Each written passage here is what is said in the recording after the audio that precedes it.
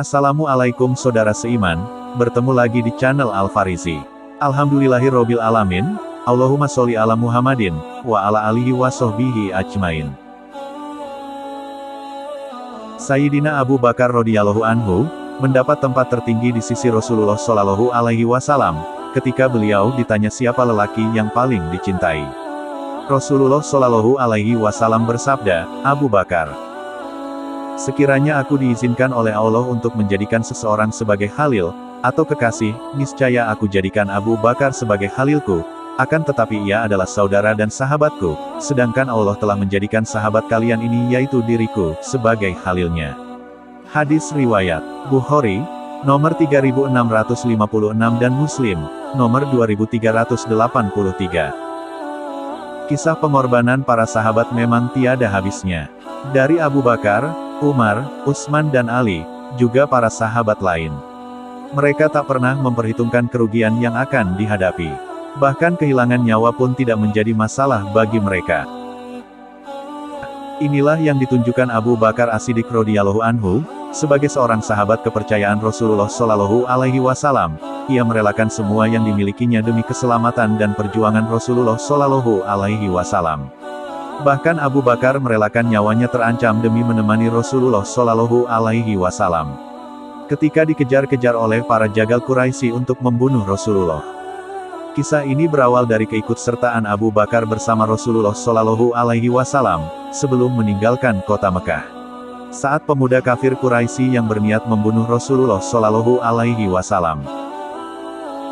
Namun mereka kehilangan jejak Rasulullah, dan hanya menemukan seorang pemuda bernama Ali bin Abi Thalib, di kamar milik Rasulullah. Sementara terlebih dulu Abu Bakar mendampingi Rasulullah bersembunyi di gua kecil di Bukit Sur. Sayyidina Abu Bakar tetap mendampingi Nabi Muhammad bersembunyi di dalam gua. Di dalam riwayat dikatakan, mereka di dalam gua selama 3 hari 3 malam, untuk memastikan situasi aman, dan keluar melanjutkan perjalanan.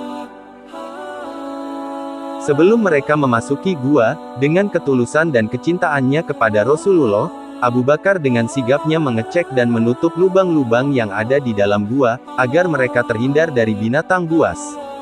Di dalam gua, Rasulullah dan sahabat Abu Bakar, sepakat untuk bergantian istirahat dan berjaga.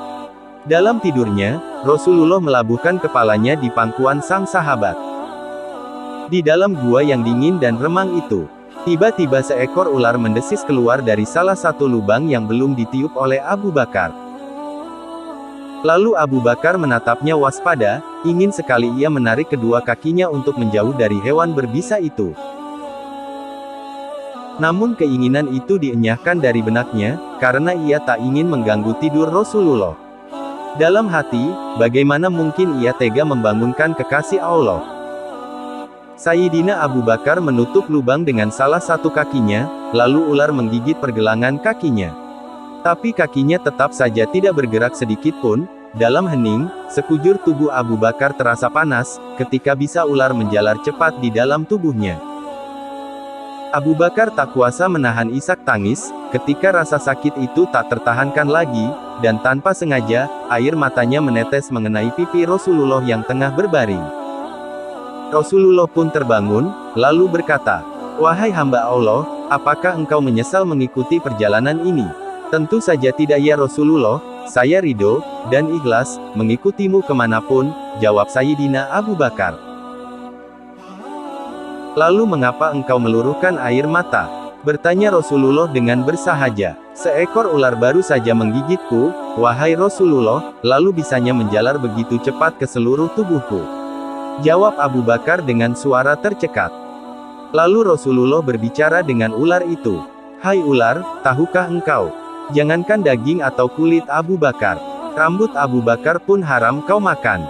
Dialog Rasulullah dengan ular itu adalah satu mukjizat beliau, sehingga Abu Bakar pun mendengarkannya dialog mereka.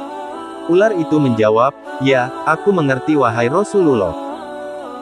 "Ya Rasulullah, sejak ribuan tahun yang lalu ketika Allah Subhanahu wa Ta'ala mengatakan, barang siapa memandang kekasihku Muhammad, fi'ainil mahabbah, atau dengan mata kecintaan, aku anggap cukup untuk dia menggelar ke surga. Ya Rob, beri aku kesempatan yang begitu cemerlang dan indah. Aku ingin memandang kekasihmu, fi ainil mahabbah, lanjut ular, lalu Allah Subhanahu wa Ta'ala berfirman. Silakan pergi ke Jabal Sur, tunggu di sana, kekasihku akan datang pada waktunya. Ribuan tahun aku menunggu di sini. Aku dilanda oleh kerinduan untuk berjumpa engkau ya Rasulullah, aku tidak ada urusan dengan Abu Bakar, aku ingin bertemu engkau, wahai Muhammad Rasulullah, jawab ular. Mendengar penjelasan ular itu, Rasulullah bersabda, lihatlah ini, lihat wajahku. Maka ular itu pun memandang wajah Rasulullah dengan mahabbah, penuh cinta, dan kasih sayang. Tanpa menunggu waktu, dengan penuh kasih sayang, Rasulullah Shallallahu Alaihi Wasallam meraih pergelangan kaki Abu Bakar, dengan mengagungkan nama Allah Subhanahu wa Ta'ala, Sang Pencipta alam semesta. Nabi Muhammad mengusap bekas gigitan itu dengan ludahnya. Maha suci Allah, seketika rasa sakit itu hilang tak berbekas. Gua Sur kembali ditelan senyap.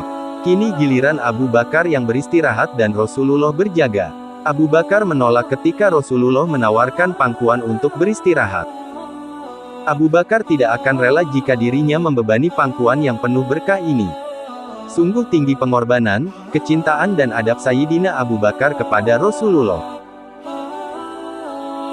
Dalam hadis Bukhari disebutkan dalam riwayat sahabat Ibnu Umar radhiyallahu anhu, bahwa beliau mengatakan kami, para sahabat pernah menilai orang terbaik di zaman Nabi. Maka kami dapatkan yang terbaik adalah Abu Bakar radhiyallahu anhu, kemudian Umar bin Khattab radhiyallahu anhu, kemudian Utsman bin Affan radhiyallahu anhu, mudah-mudahan Allah meridai mereka semua.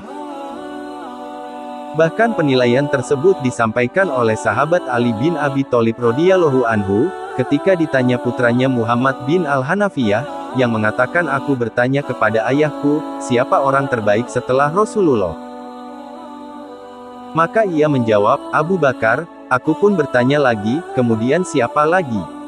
Ia menjawab kemudian Umar, maka aku khawatir ia akan menjawab Utsman, setelah itu, aku pun segera memotongnya, kemudian engkau. Ia menjawab, aku hanyalah seseorang dari kaum muslimin, hadis riwayat Bukhari.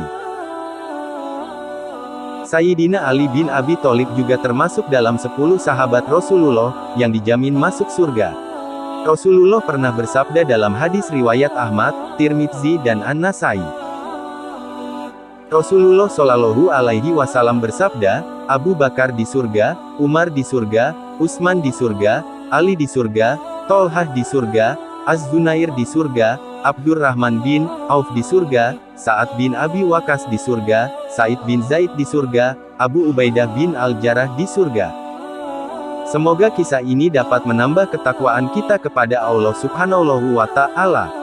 Ikuti terus channel Al-Farizi, insya Allah akan ada banyak lagi kisah-kisah Islami untuk kita pelajari bersama.